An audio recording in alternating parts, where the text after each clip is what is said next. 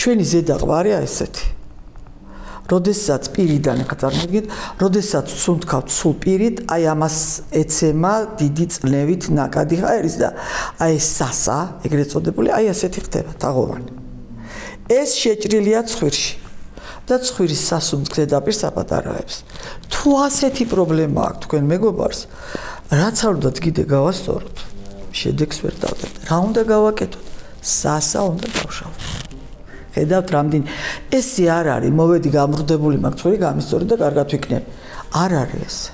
საქმე იმაშია, რომ ძალიან ბევრი გამრუდებული ცხვირი კარგად სუნთქავს. სულ არ არის აუცილებელი სწორი ლარი ხაზივით იყოს. კიდე ეგეც მინახია, ოპერაციების სწორია, მიყვალ გეუბნება ოპერატორი აი აბსოლუტურად ლარშია სწორია და პაციენტს კი არ აინტერესებს რომ იყოს სწორი.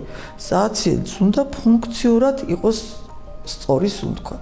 მე იმას რომ იყვება ნიჟარების, ლორწოვანის და აი აქაც კარგავთ რაღაცებს. ამიტომ სწორად დასმული დიაგნოზი. თუ მარტო ცხვირის კიდის ხარჯზე მოდის გამრუდება, კი ბატონო, გავასწოროთ. თუ ფუნქცია შენახული გვაქვს და ცხვირი გამრუდებულია წგიდით, იყოს გამრუდებული, რა პრობლემაა? სეპტოპლასტიკა ქვია წგიდის გასწორებას. რილოპლასტიკა არის სილამაზეზე აწყობილი ცხვირის თუ იქ ფუნქცია დაკარგა პლასტიკურმა ექიმმა, წყალშია ჩაყრილი ეს თქვენ სილამაზე, იმიტომ რომ